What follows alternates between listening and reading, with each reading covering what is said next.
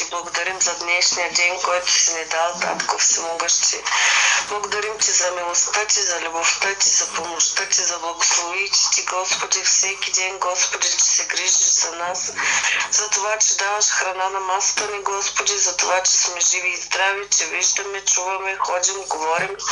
Благодарим ти, Господи, за всичко, за семействата ти. Благодарим, Господи, които имаме, че всички сме живи и здрави, Господи, за въздуха, който ни даваш, за водата, Господи, за милостите ти, Боже мой, за това, че живеем спокойно, Господи.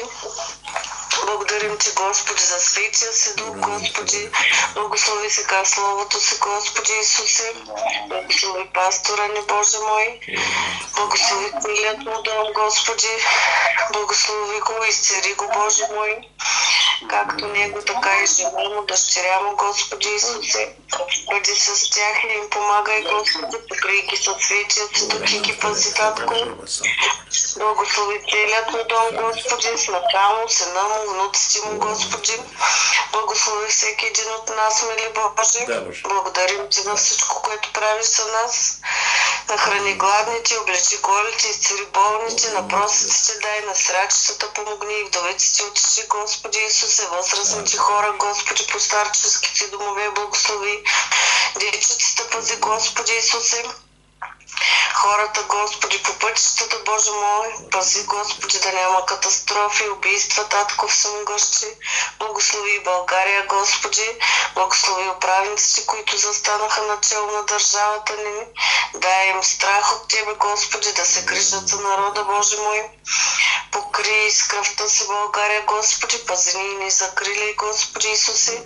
Благослови всеки един. Благослови нашите семейства, Господи, които са невярващи, Боже мой, приведи ги в кошарата си, Господи, да повярват и да се спасят, Татко. Благодарим ти за всичко, което правиш за нас. Оставяме се сега в Твоята свята десница и ти благодарим за всичко. Нека бъде волята ти, нека дойде царството ти. Амин. Амин, амин. Слава да бъде на Господа. Сега темата, която ще разсъждаваме днеска, наистина е много сериозна, ще ви кажа защо. Защото ние сме вярващи, ние сме църква на живия Бог, как мога така според Словото Божие. И сега, ако мога кажа така, църкви много, но коя е църква, която Бог одобрява? Защото Бог има изискване към църквата. Когато говорим църквата, много пъти си мисли, че това е купола, това е сградата. Не. Църквата, това са хората, които вярват в Господ Христос и които са го приели като своя спасител. Това е църквата. Църквата са живите хора, това са живите камъни. Сега, каква църква иска да види Бог, ако мога кажа във времето, в което живеем? Ще кажа, наистина понякога Словото Божие каже, че има отстъпление, в ще охладнява, че стават много неща против на земята и нормално и църква, че тя се променя, охладнява. Но Словото Божие, Господ говори за неща, които са сериозни за нас като вярващи и наистина трябва да разсъждаваме върху тях сега. Църкви много казах, но коя е точно истинната църква, която Господ одобрява? В Деяния 4 глава, 12 стих, 11, апостол Петър каза така: той е камъкът, който вие зидарите презряхте, който е стана глава на ъгъла. И че с никой друг няма спасение, защото няма път не имете друго име, дарено между човеците, чрез което тя спасим. Или църквата. Основата на църквата е именно Господ Исус Христос. Има много религии, има много учения, има може милиони религии по цялата земята, но единствено църквата Христова, тя е тази, която има привилегията да иде при Бога и да вяра в спасението и в благодата и в милостта на Бога. Защото само Исус казва Словото Божие: аз съм пътят, аз съм истината, аз съм и живота и никой не дохожда при Отца, освен чрез мен. Няма значение колко са добра своите очи, няма значение от колко време мислиш, че вярваш в Бога. Защото ще кажа, защо? Ако погледнете, всяка една религия има концепция за Бога. Всяка една религия говори за Бога. Обаче не всяка религия говори към Бога. Единствено, този, който говори към Бога е Исус Христос. И сега ще Словото Божие казва така: Ефесяни 2 глава, от 17 до 20. Защото чрез Него и ните другите имаме свой достъп при Отца в един дух. Става дума чрез Христос, чрез благата вест. Защото вие вече не сте станали пришелци, но сте съграждани на светиите и членове на Божието семейство. Понеже бяхте съградени върху основата на апостолите и пророците, като кръгълен камък, сам Христос. Бяхте съградени.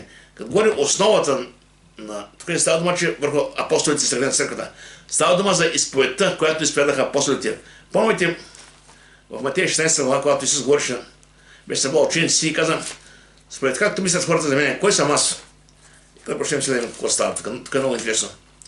И те почнаха да кажат, един каже си Еремия, други идват прорocите, и да четем се тук. Исус като дойде в околността на Кесария, запита ученици си, според както казват хората, човешкият син кой е? И те рекоха, едни казват, че Йоан Кръстител, други пък Илия, а други Еремия, или един от пророците. Това бяха мненията на хората. И той каза им, но според както вие казвате, кой съм аз? Вече въпросът е директен към тях. Вие кой мислите за мене? Аз съм с вас, вие са с мене. Кой съм аз за вас? И тогава Симон Петър, в отговор, кому каза, вижте, рече му, ти си помазаникът, син на живия Бог.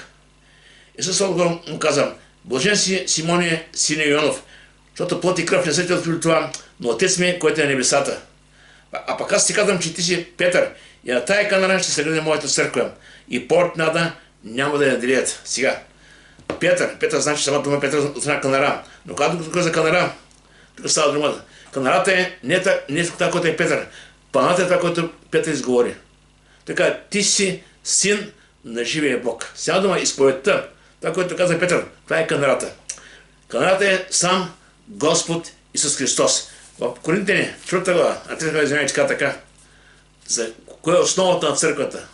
Вижте, ще кажа, основата е най-важна. Всяка една сграда може да е много красива външна, може да има голяма фасада, може да е висока. Ако основата е паянтова, се стреми, тя ще падне. Зато е много важно основата на християнина. И Словото Божие казва така.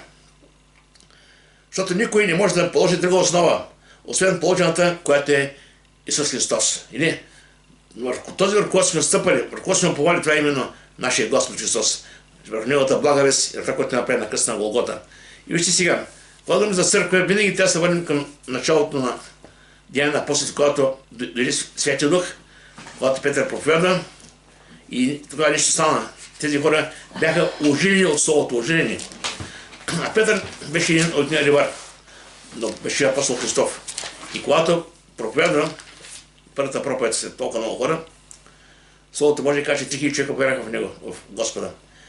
Но когато той проповядаше, Словото Божие каза, Словото ги ожили сърцата. Искам да ви кажа, че Словото Божие и днес има тая сила. Когато се говори, когато се проповяда, да докосне сърцата на хората. И преди да говорим за промяната. Промяната е става от човека. Промяната става от Словото Божие. Когато говорим Словото Божие, когато го слушаме, когато го приемем, Словото Божие и Святи Дух, те са тези, които работят съвместно и променят човека. Много път съм казал, кой човек, къв беше, къв стана? Да, аз не го променям. Променя го Бог.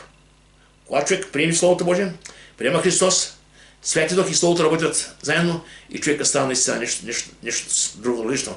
И Словото Божие, когато казвам, когато слушаха Словото Божие, него един повярваха 3000 човека. Словото Божие казва, и тези, които приеха учението му, се покръстиха и същия ден се прибавиха 3000 души. И какво правиха тези хора? Защо е важно? Важно е какво правим, след да приемем Господа. Те не се върнаха, къщи се казват, край вече, аз съм спасен, аз съм роден, аз съм Христов. Вече няма може да ходи къде на църква. Днес има християни, които така. Аз съм се покаял веднъж, няма може да ходя повече на църква. Ми стига това. Разбираме вече, Словото Божие казва така, ще даме един стих. Риме 10 казва така, а вярата идва от учение, а чудото Христовото Слово. Искам да кажа, че ако вярата расте чрез Словото Божие, ако няма Слово Божие, вярата се отива, разберете ма.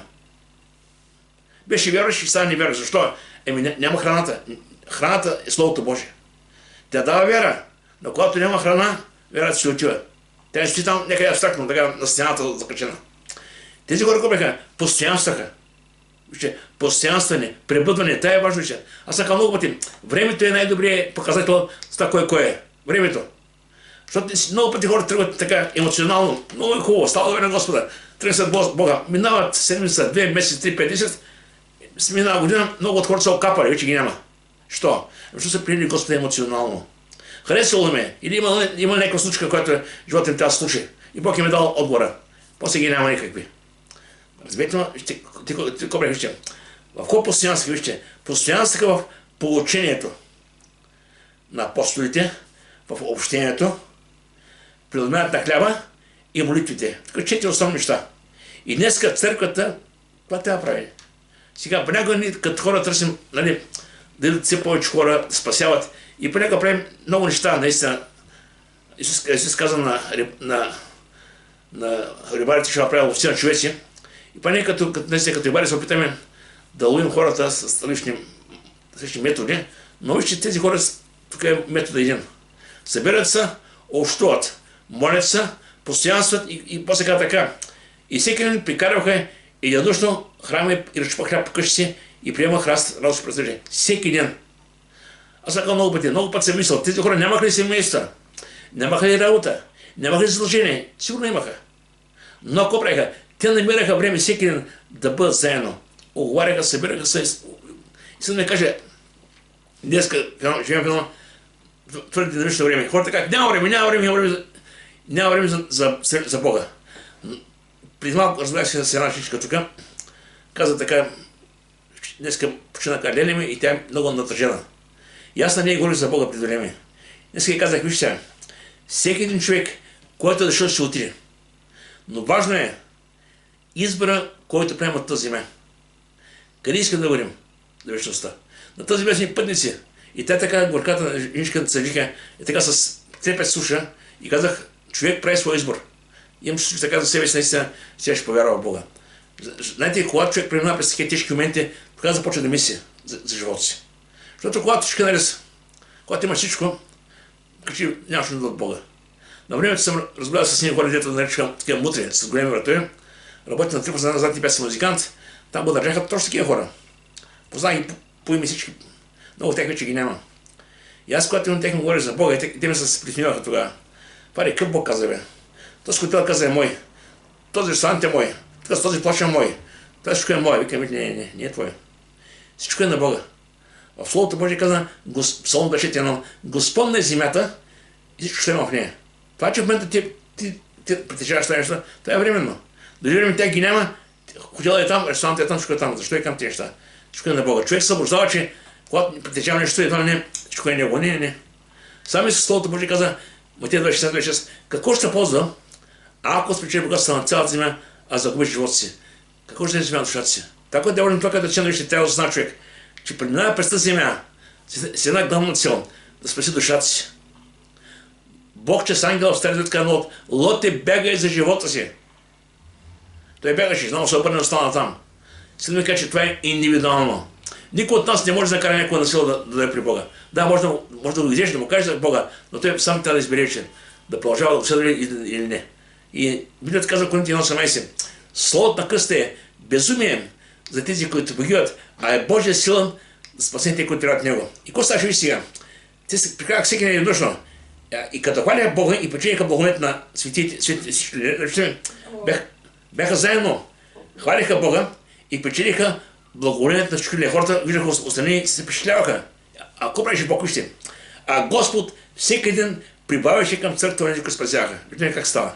Когато се събират, когато общуват, когато прибъдат, Бог е този, който довежда хората до покаяние и идват хора. Сега, и колко повече се събират и общуват, толкова стават едно в Бога. Вижте, в Деяния 4 глава казва така, когато бяха събрани тези хора.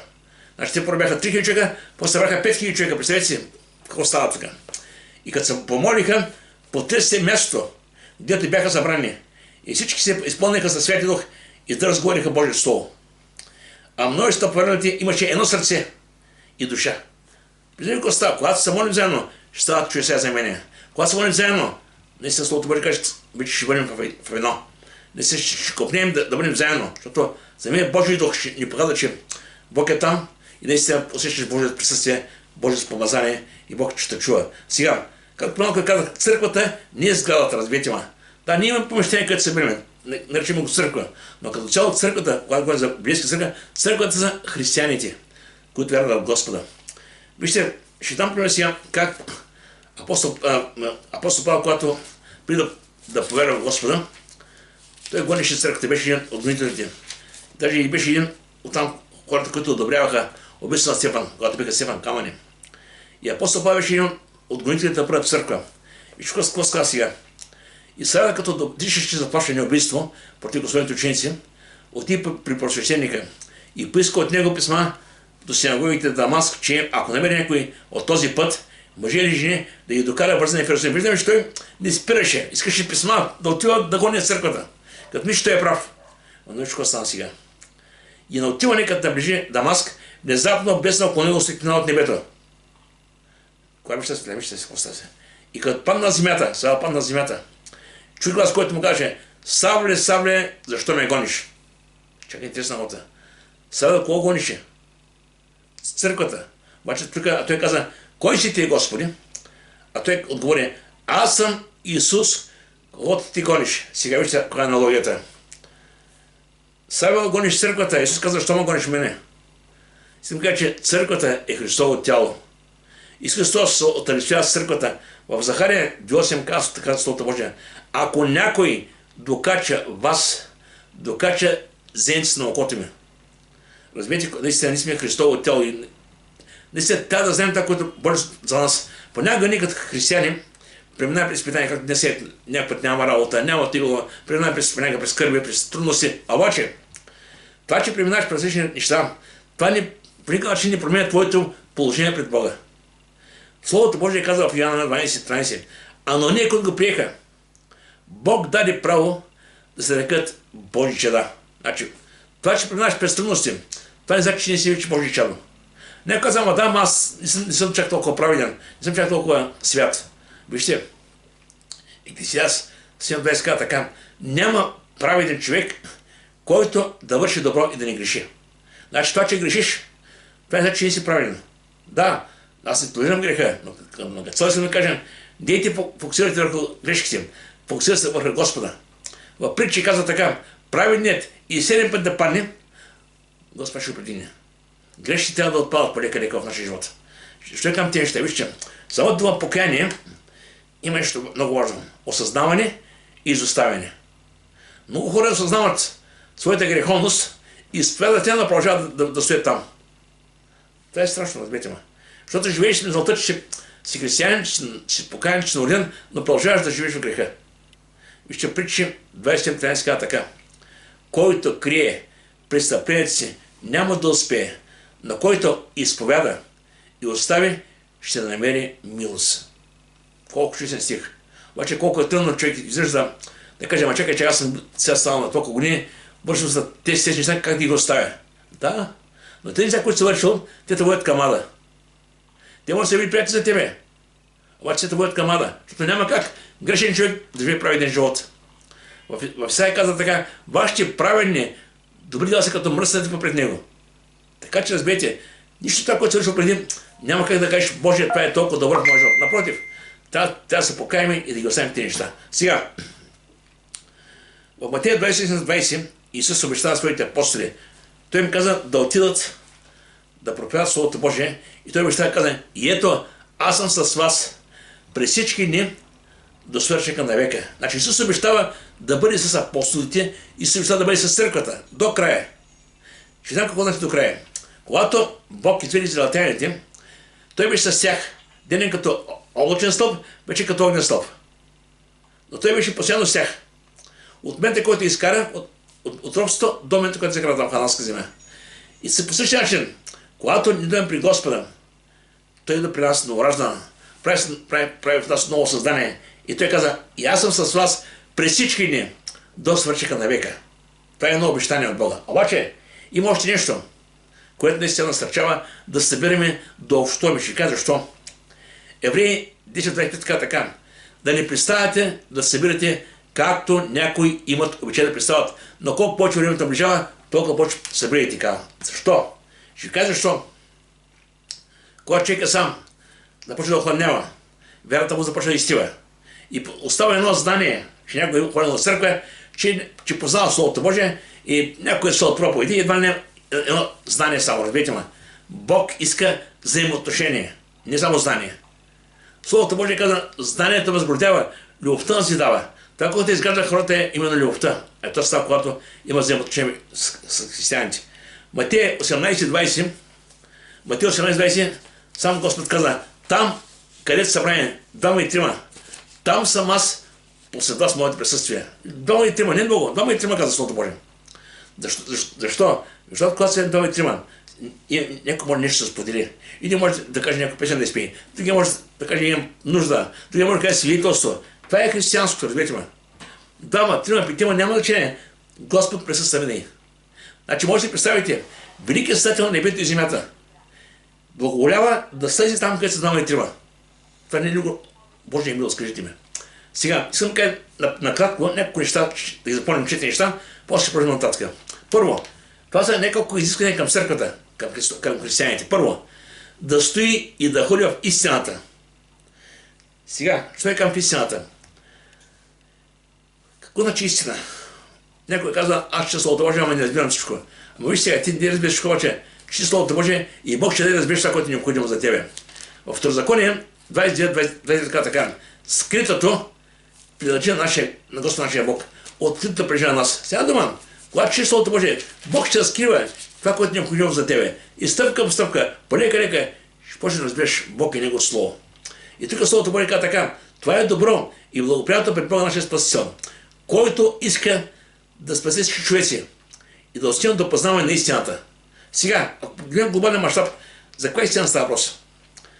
Истината, че има Бог, има той, който е творец на всичко видимо и невидимо. Истината, че Бог е създал човека. Истината, че човека се греши. Истината, че Бог даде закона. Истината, че Бог даде Христос, който умре за греха, който бъде възкъсна. И най-голямата истина е това, че Бог изпрати святената земя. Истината, който приеме Христос, който вярва, Бог идва в него, го прави храм на Святия Дух. И Бог обитава в човека. В Словото Божие казва 2 Коринтияни 5:17. Ако е някой в Христос, той е ново създание. Старото премина, ето всичко стана ново. Слава на Господа. А Ян 8:32, когато Исус говореше на юдеите, той им каза така: и ще познаете истината. И истината ще направи свободни. А Ян 8:36 каза така: ако Синът ви освободи, ще бъдете наистина свободни. Виждаме, че истината и свободата имат връзка с една личност. Господ Исус Христос. Много хора ми се мислят, че могат да живеят както си искат, сами да правят живота си. Не става. Без Христос животът те обрече на провал. Без Христос ти спъти към ада. Но с Христос вече имаш спасение, има избавление. Това е истината. Второ, църквата да ходи в единство. Това е важно, вижте сега защо. Единството е, вижте това, не говоря за еднакост, говоря за единство. Сега като хора сме различни. Един може да е доктор, другия може да е философ, друг може да е рибар, това няма никакво значение. Тук, когато Словото Божие говори за единство, става дума, че има нещо, което не свързва. И това, което не свързва, не е интелектуално, не е нещо визуално, свързане духовно, именно вярата в Христос. И вярата е прави да бъдем едно. Мисля, как става? Ето, колкото повече гледаме към Христос всички, толкова повече да почнем да се преживеем един към друг. Това е истината. И Словото Божие казва така: това са думи на нашия Господ, Неговата молитва. И не само за тях се моли, каза Исус, но и за ония, които биха повярвали в мене чрез тяхното учение. Става дума за чрез на апостолите. И каза така: за да бъдат всички едно. Всички едно. Както ти, Отче, си в мене, и аз в тебе, тъй те да бъдат в нас, за да познае светът, че ти си ме пратил. И славата, която ти ме даде и дал на тях, за да бъдат едно, както ние сме едно. Аз в тях и ти в мене, за да бъдат съвършени в единство, за да познае света, че си ме пратил и се възимам тях, както се възимам. Не виждаме, в тези стихи говори да бъдете едно, да бъдете едно, да бъдете едно. Колко е важно, вижте. Ще кажа защо. Словото Божие каза: дявола обикаля, като река и търси кой да погълне. Ще дам ви пресето. Много пъти дава аналогия, че като овце е пастир, като кошара. Сега, когато една овце или агне в кошарата, пастир е там, то седа до другите овце, може нещо да разбира, но седа до другите вали с тях. Но когато една овце намъка, тя става лесна плячка за волците. И Словото Божие казва така: Йоанна 10 иска, къде се идва да отканне, за кой да погуби. А Исус каза: аз дойдох да имате живот и той изобилен. И докато наистина изобилен живот го получаваме, когато поканим Христос живота си. Но дявол идва без да оканим. Това е важно да ходим в единство в църквата. Вижте, Римляни 15:7 така: и тъй приемайте се един друг, както Бог Христа приема вас. Разбира се, не сме различни, никой не е еднакъв с другите. Може понякога, може да има различен разбира за живота като цяло. и да ги на тази посока, да ги на тази. Наистина ми кажа, че може да сте всякакви като хора, но когато стоим при Христос, вече става да реално промена. Вече посоката, целта е Христос. Искам да мине като Него. Без значение къде си го при това. Всеки идва от някъде, всеки има някакво минало. Но Словото Божие казва, освети миналото време. Вече живеете според Божията воля. И вижте, искам да кажа, че стиха, който е за всички хора, и в 11-17 казва така. Бог прочее, без да гледа на времето на вашето невежество, заповядва на всички хора навсякъде се покаят. Това е истината. Всички хора навсякъде. Това е Божията воля. Чуват за Бога, приемат го, покаяват се и получават вечен живот. Колко елементарно и просто. Да, може нещо да разбираме. Сега има много да ни противоречи. Кога ще бъде грамането, кога ще бъде грамът скъп, кога църква ще бъде... Вижте, те са неща, които са в крайна неща, ако Господ с тебе и той е в тебе, какво значение има, какво ще се случва утре? Няма никакво значение. Значение ти да бъдеш с Него. С Него да вървиш. А кое как ще стане, това е вече Него работа. В Словото Божие каза, за един час никой не знал освен Него. Така че, те с противоречие, кога ще да бъде той, кога ще да бъде, според мен, где Господа, дръжте се ръката му, той знае как да заеде там. За къде сме тръгнали. Слава да бъде, Господи. И тук в Ефесяни казва, че аз казва така. Със страшено смирение, кротост, с дълготърпение, като се претърпявате един друг с любов и се старайте с намира да опазите единството духа. Представете си 20 човека заедно с Христос. Мислите, че никога са няма проблеми. Ти го не побяха заедно. Как мислите? Нямате проблеми тези хора. Сигурно са няма проблеми. Сигурно са няма проблеми, обаче какво правиха? Идеха към Христос, претърпяваха си с любов и продължаваха да следват. Това е истината. Така че човек не трябва да търси аргументи, кой е крив, кой е прав. Ама еди кой си бил, чакай. В Словото Божие каза, ако трябва останете, каза, има неправдание. Не дей виж, че видите си прав. Когато има конфликт, прав е Бог. Бог каза, събери се, прощавайте си и толкова продължавайте напред. Не трябва да има нищо, което да различава. И след това, трябва да знаем каква е основната роля на църквата. Основната роля на църквата е Исус Христос да бъде издигнат високо. И не пази в Йоанна 3 глава, това е стих, който пи да каже задния стих, който го знаем, Йоанна 16, малко паралелно Исус каза и не много силни думи, които искам така да кажем. Точно за това дума за змията, когато Моисей издигна там, Моисей издигна пред израелтяните, и който погледна каза, към змията беше спасен. И тук се казва така. И както Моисей издигна змията в пустинята, така трябва да бъде издигнат човешкия син. Всеки, който вярва в него, да не погине, но да има вечен живот. Колко просто ясно е казано. Исус казва в Словото Божие, Исаия 45 така. Към мен погледнете и спасявайте всички земни краища. Сега, от нас иска като Христови последователи да приемем това слово, което Исус казва на апостолите. Сега не казвам, те са думи за апостолите. Вижте, те са думи към църквата и днес. Или към всички вярващи. Ако началото проповядваш Христос, после апостолите, после ученици, после църквата, днес ни трябва да продължим това дело. И казва така, идете прочее, научете всички народи, кръщавайте ги в името на Отца и Сина и Святия Дух. И като ги учите да пазят всичко, което съм заповядал. И ето аз съм с вас през всички дни до свършка на века. Не е чувство послание. Преди казвам, аз не мога да говоря, ама аз не мога. Чакай. Рибарите да бяха много умни. Петър, Яков, Ян и там и заведете синове. Повече да бяха рибари. В Деяния казва, неграмотни науки рибари. Така казва Словото Божие. Но бяха с Христос и когато следваха Господа, започнаха наистина да разберат това, което Той прави. И искам да кажа, че когато следваме Христос, почваме полека да разберем това, което Той правеше и да го правим и ние. И това е самата истина. И на ученици каза, не се присъединете, какво ще говорите. Просто от кои са аз ще говорим с вас, с духа си. Така че, те ще се обаче да бъдем наистина директно с хората. И нещо да наглаждам. Не търсете слава. Не търсете слава за себе си от това, което вършите. Това е страшно. Това е гордост. Самия апостол Павел, вижте, беше завършил приносителен на Гамалил. Както днес, примерно нещо от Библейска академия. Обаче този човек по никакъв начин не изразяваше това, което знае. Напротив, смиряваше себе си. И се опиташе по най-елементарен начин да каже това, което трябва да каже на хората, да го разбират. И тук Коринтияни каза така, защото Христос не ми е пратил да кръщавам, но да проповядам благовестието не с мъдри думи, да не се лиши с Христовия кръст от значението си. Когато един човек говори твърде мъдро, колко ще разбират? Една шепа хора, които са най-така по-мъдри. Като нас просто няма да го разберем. Но когато и мъдър човек говори просто, ще разбере всичко. всички. Така направи Христос. Христос имаше мъдростта на целия свят. Но какво направи? Говореше простичко обикновено и чака рибарите го разбраха. Злото бърка е бирни си греши, се прежаха при него да слушат. И тук да модел, вижте към модела сега. Второ, аз, брате, когато дойдох при вас, не да спря сходно говорение и не мъдрост да видите Божията истина, Божията тайна. Защото бях решил да знаем много между вас, освен Христа Исуса и то Христос раснат. Аз бях немощен между вас, страхувах се и много теперех.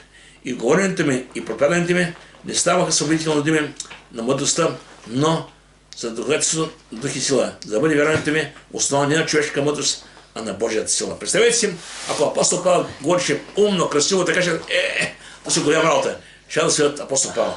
Обаче Павел искаше те да дадат Христос и да следват Христос. И наистина той хоче тогава ми кажеш, създаваше много хори. Другото е важно. Четвърто важно, и го кажеш с малко. Църквата да ходи в святост и чистота. Значи, какво значи? Се казах при малко. Всеки идва от някъде в църквата. Бил е някъде. Живеел от някакъв друг живот. В този свят. Бог не знае никога за неговото минало. Няма такъв. Бог не знае никога. Но Бог казва Словото Божие. Одем при него и греховете и беззаконията ви няма да помня за винаги. Това е верно. Обаче има и условия как трябва да живеем. Словото Божие казва така. Като послушниш Адам, не се съобразявайте с първите страсти, които имахте време не знаете си. Значи това, което си бил преди, го забрави остави. И казва така, но както е свят този, който е призовал, така бивайте святи и вие в цялото съдържание. Защото е писано, бъдете святи, както аз съм свят. Вижте, че летата е висока.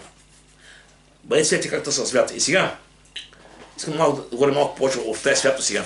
Защото църквата е тази, която трябва да показва светостта на Бога. Хората не виждат Бога, виждат нас. И много пъти църквата си правят, хората в този свят си правят впечатление за Бога според това, като виждат нас. А ако ние сме като тях и живеем като тях, де чака да повярват Бога. Но ако ти си различен, ако ти изявяваш Господа и стремиш да живееш нов живот, хората ще кажат, ей, този човек къв беше, къв стана бе. Това е важно, вижте сега. Ефесяни 5 глава казва така. Христос възлюби църквата и предаде себе си за нея. Възлюби и предаде. Защо? За да освети, като е очистил със волно милниче Словото, за да я представи на себе си църква, славна, без пятно и бръчка, или друго такова нещо, но да бъде свята и непрошна. В този си се казват толкова много неща, които на първо четене стават, кой може да каже, аз съм това, което казва. Вижте сега, ние трябва да приемем това, което Бог казва за нас.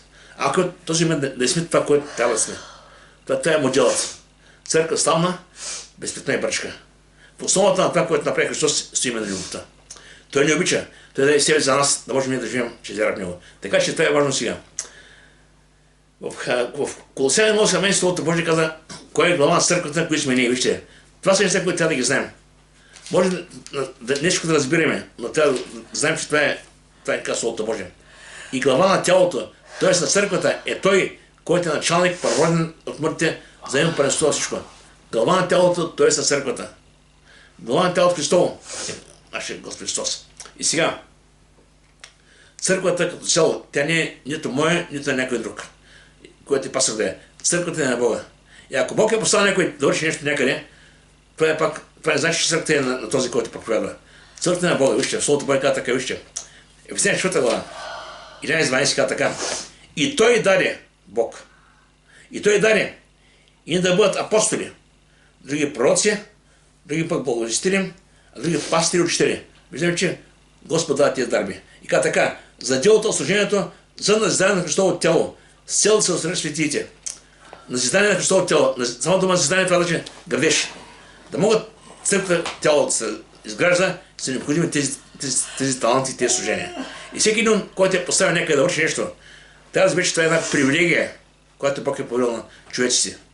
Да служат на Бога, именно на Неговата църква. В Деяния 20 глава, 28 се казва така, Деяния 20-28. Тук се казва на кого е църквата, вижте. Внимавайте на себе си и на цялото стадо, в което Святи Дух ви е поставил епископи. Казва така, да пасете църквата на Бога, която Той придоби със собствената си кръв. На кого е църквата? Църквата на Бога, която Той придоби със собствената си кръв. Именно кръвта е именно кръвта на Христа. Слава да бъде на Господа. И сега, има някои неща, които са важни. В Галатяни, чистите свет казва, че Христос умря за прегрешенията и възкръсна за нашето оправдание. Защо умря? Вижте, защо? За да ни изведе от този свят. И аз много пъти съм се досвал, когато се проповядва да бъдем богати, успешни, да имаме всичко в този свят. Благословени, едва не всичко до този свят. А вижте, Словото Божие казва, който даде себе си за нашите грехове, за да ни избави от настоящия чист век. И нещо повече, вижте, в Йоанна 12 глава, Словото Божие казва така, нали, не живеем в този свят, но като цяло трябва да разбираме, че Бог гледа нашето отношение, което имаме към света, който живеем. Който обича живота си, ще го изгуби. А който мрази живота си на този свят, ще го запази вечен живот. И всеки трябва да запита, добре, кой искам аз? Почва от този свят или почва от Бога? Няма как да и двете неща. Така че е важно да поставим Бог на първо място. И после така, църквата, за да я освети напълно, освети. Сама да освети, значи освещавам. Това значи отделим или Бог ни подготвя за небето. Това е освещението. Евреи 12 казва така, колко е важно освещението. Търсете мир с всички. И онова освещение, без което никой няма да види Господа. Значи, без промяна няма да види небето. Откровение 27 Словото Божие така, и в него не ще влезе нищо нечисто. Всичко, което е около нас, което не е добро, то трябва да отпадне. Да, може да е мъчно, но казвам, Господи, тук съм слаб, аз не мога да се справя сам. Но Бог може. И вижте сега, какво направи Христос за нас. В Стария Завет всяка година правиха жертви, колеха агнета, кози. И той имаше ден на възселение, който Бог беше дал на израелтяните. Правиха всяка година курбани. Обаче тези неща само напомняха, че Израел са грешници и се нуждаят от милостия пред Бога. Но Словото Божие говореше към Христос, към Божия агнец. Когато Исус дойде на тази земя, когато Ян Кръстител видя Исус, какво каза? Ето Божият агнец, който носи греха на света. И виж какво направи сега Христос. Той умря на кръста, но самото негово тяло, какво казва сега. С тази воля ние сме осветени, чрез принасят на Христовото тяло веднъж за винаги. Значи няма нужда вече всяка година се прави жертви. Няма нужда от курбани. Той беше нашия курбан. Той беше нашата жертва, която наистина Бог даде за нас. И после каза така, защото с един принос той е усъвършенствал за винаги онези, които се освещават. Слава да бъде на Господа. Сега, Словото говори така в Йоанна 15:3, когато ученици бяха около Христос и се говореше за златите пъчки, той им каза така, вие сте чисти чрез учението, което те говорих. Значи това учение, което слушаме, което приеме, това слово на очиства. Да, става по невероятен начин. Нещо, което Бог прави в нашия живот. Когато приемем това слово, не се полека започваме да го живеем. И в Финал 17 изказва Словото Божие, Отче, освети ги чрез истината, Твоето слово е истина. Слава да бъде на Господа. И тук, когато говори болно име чрез Словото, има става, че съм кажа, че човек се говори за водата е преобраз на Словото Божие. И помните, когато Никодим дойде при Христос и му каза, тук е вече разговор между Никодим и Христос, и тогава Исус му каза, човек не може да отиде до небето, ако не се роди отгоре. Истинно ви казвам, ако не се роди някой отгоре, не може да ви Божие царство. Истинно ти казвам, ако си някой от вода и дух, водата е имам Божието слово. И духа не може да влезе в Божието царство. Ефесяни 5:26 казва, болно мънче Словото Божие. Сега, това, което ни освещава, това, което ни подготвя са именно Словото, Свят Дух и кръвта на Христа. Те ни очистват, подготвят ни и стъпка по стъпка ние вървим именно по пътя там, за който сме тръгнали. Сега, в 3 глава, 5 стих, каза така, Той ни спаси не чрез правилни дела, които не сме сторили, но по своята милост, чрез окъпването, т.е. новорождението и обновяването на Святият Божий Дух. Слава да бъде на Господа. Сега, кой трябва да бъде църквата? Сега има един въпрос и сега искам накратко да говоря върху това. В втори континент, ще говоря 5-6 минути, не повече, ще ставам дълго проповедта. Във втори континент 11 каза така, относно църквата. Апостол Павел говори към Коринт, каза така. Дано бяхте потърпели малко моето безумие, да потърпете, защото ревнувам за вас с божествена ревност, понеже ви сгодих с един мъж да я представя като чиста девица на Христа. Църквата е невяста Христова. И това е нещо важно. После в Песен на песните казва така, 4 глава 7 стих. ти цялата си хубава, любима моя, и недостатък няма в тебе. Колко велики думи. Това са думи към църквата. Бог вижда църквата съвършена, свята. И наистина, аз знам, че Господ не обича такива, като сме, и желая наистина да бъдем това, което именно там ни казва в Словото Божие. Сега, в Ефесяни се казва така: църква славна, безпетно и бръчка или друго такова нещо. Ефесяни 1.4 се говори да бъдем святи и без недостатък пред Него в любов. Някой ще казва, кой е то съвършение? Вижте, ние сме съвършени не поради наши дела, ни съвършени поради Христос. Във 2 Коринтияни 5.21 казва така: Бог направи грешен онзи, който не е знае грех, да знаем, че с него ние правени пред Бога. И сега, църква, която показва и води грешите при Господ Христос, това е наистина църква, която Бог са. В Лука 5 глава 32 си, когато Исус беше дома на Матей, тук той им каза много, те го укоряваха, що иде и разбирници и грешници, ваше учител. Виж какво каза той. Той каза модела. Каза така: не съм да призова правилните, но грешни покаяния. Това е църквата. Да призове грешни към покаяния. В Лука 19 сам Исус каза, поне чешки християн дойде да потърси си погиналото. И сега съм кажа две неща, които искам да помним. Нека очисти в себе си от всяка плътска и духовна чистота. Значи всеки знае живота си. Всеки знае къде му са слабости. Всеки знае, дето има една поговорка, всеки има в къщите си буклук за вратата. Метеш, ще оставиш една буклука. Всеки знае своите слабости, къде има още неща, с които се бори. И да ги оставим там, където стоят, да кажем: Господи, помогни ме. Това, което не е добро пред Тебе, не иска да има нищо в смяна живота ми. Струва ли си да рискуваш вечността за нещо, което те държи билото някакъв грех? Словото Божие казва така: и те възлюбени, като имаме ти обещания за небето, нека очистим себе си от всяка плътска и духовна чистота. Плътска е това, което вършим, духовна е това, което вътре мотивите и желанията ни. И после казва така: като се усъвършенстваме в святост със страх от Бога. Слава да бъде на Господи. Сега, плътта е духа. Духа е това са вътрешния живот, подбуди мисли и мотиви. Обаче, плътта е именно това, което си бил някъде преди и това, което още държи. Знаете, когато човек вярва Господа, идва с голяма ревност при Бога. Казва: Боже, благодаря, че си ме изкупил.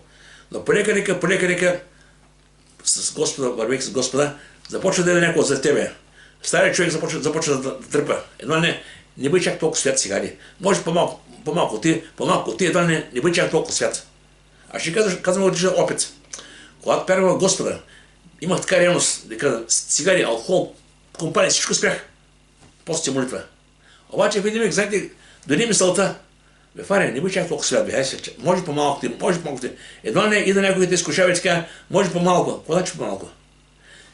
Всеки компромис води към друг компромис. И накрая те върши там, където си бил. Това е самата истина. Така че не допускайте компромис с живота си. Това, което не е добро, кажи: Господи, помогни ме. Това, което не можеш сам, кажи: Боже, помогни ме. В първия на четче казва така: този, който е вас е повелик от този, който е света. И казва така: не дейте се лъга. Нито блудниците, идолопоклонниците, нито прелюбодейците, нито малакийците, нито мъжеложците, нито крадците, нито сребролюбците, нито пияниците, нито холителите, нито грабителите няма за Божие царство. Всеки още много голям, у Галатяни пишете, Галатяни 5 глава 19 стих 21, там има още много дълъг списък. И казва така: и такива бяха някои от вас. Вие измихте себе си от такива неща, но се осветихте. Да се оправдахте в името нашия Господ Христос, Духа нашия Бог. И вижте сега, важно човек, разбирайки какво има в Бога, да има мотивацията да живее свят живот. Това е нещо, което Бог ти дава в сърцето си. Да кажеш: Господи, аз знам, че наистина не съм това, което трябва да бъда, но знам, че ти можеш да промениш. И Словото Божие казва така: след това това знание, кои сме ние, къде вървим, ще трябва да има мотивацията и наистина да кажем: Господи, помогни да бъда това, което искаш да бъда. И казва така: възлюбени, сега се боли, че да, и още не е стално, ако ще бъдем, но знаем, че когато стане явно, ще бъдем подобни нему, защото ще бъдем както е. Колко хубаво стих. Ще бъдем подобни на него, ще бъдем както е всичко. И после така: и всеки, който има тая надежда за него, очиства себе си, както той чисти. Виждам, че има запитая. Това е подаръка, но за да вземеш подаръка, трябва наистина да покажеш желание, че наистина оценяваш това, което той е правил за тебе. И искам да ви кажа нещо, което е важно. Защото така, нека отвърнем всяка текота и греха, който не спята в Тимотей, като видим в Евреи, извинете, като видим на Христа. Това е много важно. И в този път, който сме, искам да кажа, че ние сме сами, Бог е с нас. И той не обещава, че няма да ни остави. Обаче от нас иска погледане, живота ни да бъде отправен към него. Каза така, нека отвърнем всяка тегота и греха, който не се изпита. И с търпение нека чеме държеш пред нас попреще, като гледаме нещо на член на нашата вера. Погледне трябва към Христос. И вижте сега в този последния си, който почитам, да видим къде е Божията част в нещата и къде е нашата част. Сега първо, Псалом 4 глава, 7 стих така. Защото Бог ни е определил, не ни е призвал на чистота, а на святост. Значи не да живееш греха. Понякога хората стоят греха и си казват, Бог му обича въпреки греха. Съмнявам се да те обича Бог.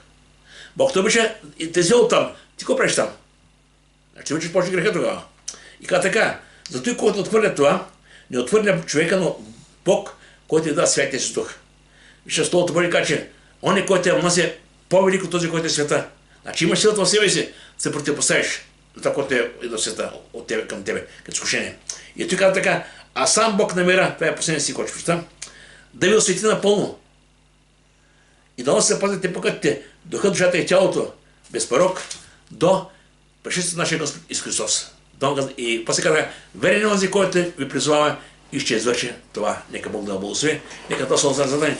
Знаем, че Бог е добър, няма да остане, няма да забрави. Но от нас иска наистина да стоим твърдо в вярата и знаем, че наистина Бог наистина обича и той няма да остави, когато не стоим твърдо в вярата. Нека Бог да благослови.